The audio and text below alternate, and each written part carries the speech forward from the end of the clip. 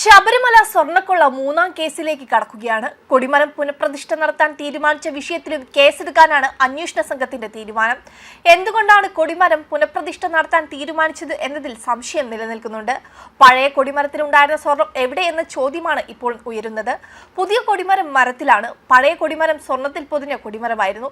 ആ സ്വർണം കാണാനില്ല. എന്നാൽ ഹൈക്കോടതി പുറത്തിറക്കിയ ഉത്തരവിൽ കൊടിമരം ചിതലരിച്ചു തുടങ്ങിയെന്നും നശിച്ചു തുടങ്ങിയെന്നും പറയുന്നുണ്ട്.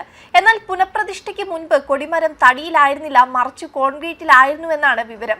കോൺക്രീറ്റ് തൂണിന് പുറത്ത് സ്വർണം പൂശിയ പറ ഇട്ടുകൊണ്ടാണ് ഇത് നിർമ്മിച്ചിരുന്നത്. കോൺക്രീറ്റ് എന്നാണ് സ്ഥാപിച്ചത്. കൊടിമരത്തിന്റെ പഴക്കം എന്നിവയെ സംബന്ധിച്ച് ദേവസ്വം ബോർഡിന്റെ പക്കൽ ഒരു രേഖയുമില്ല. ഇതാണ് SIT സംശയിക്കാനിടയായത്.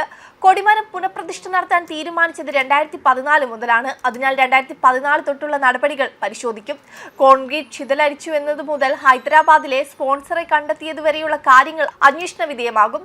പ്രാഥമിക പരിശോധനകൾ അടുത്തുതന്നെ തുടങ്ങുമെന്നാണ് വിവരം. ദ്വാരപാലക കട്ടിളപ്പാളി കേസുകളിൽ കുറ്റപത്രം സമർപ്പിച്ചാലുടൻ കൊടിമര പ്രതിഷ്ഠയുമായി ബന്ധപ്പെട്ട കേസിൽ FIR രജിസ്റ്റർ ചെയ്യും. ആരെയൊക്കെ പ്രതികളാക്കുമെന്ന കാര്യം പിന്നീടാണ് തീരുമാനിക്കുക. അതേസമയം ദ്വാരപാലക പാളികൾ കാണാതായതുമായി ബന്ധപ്പെട്ട് തുടങ്ങിയ അന്വേഷണമാണ് ഇപ്പോൾ മൂന്നാം കേസിലെത്തുന്നത്.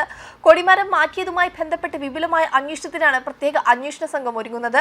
സ്വർണ്ണക്കൊള്ളയ്ക്ക് പുറമെ ശബരിമലയ്ക്ക് മറ്റ് സാമ്പത്തിക ക്രമക്കേടുകളിലേക്കും അന്വേഷണം വ്യാപിപ്പിക്കാൻ എൻഫോഴ്സ്മെന്റ് ഡയറക്ടറേറ്റ് ഒരുങ്ങുന്നു എന്നാണ് സൂചന.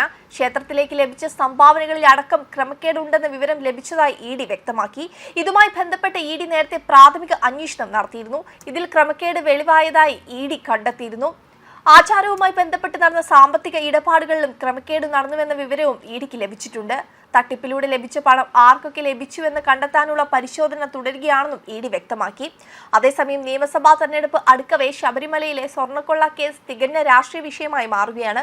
ഒരു വശത്ത് ഹൈക്കോടതിയുടെ മേൽനോട്ടത്തിൽ പ്രത്യേക അന്വേഷണ സംഘം അന്വേഷണം മുന്നോട്ട് പോകുമ്പോൾ, ശബരിമലയിലെ കൊള്ളയുടെ മറവിൽ കള്ളപ്പണം വെളുപ്പിക്കൽ കേസിലെ അന്വേഷിക്കാനെത്തിയ ED ബോർഡിലെ സാമ്പത്തിക കാര്യങ്ങളും പരിശോധിക്കാൻ ഒരുങ്ങുകയാണ്. ഇതോടെ നിയമസഭാ തെരഞ്ഞെടുപ്പ് കേസിൽ ശബരിമല കൊള്ള ആളിക്കത്തുമെന്ന് ഉറപ്പായി. സ്വർണ്ണക്കൊള്ള കേസിൽ ഇതുവരെ കാര്യമായ പ്രതിഷേധങ്ങൾക്ക് നിൽക്കാത്ത BJP EDയുടെ രംഗപ്രവേശനത്തോടെ സജീവമായി.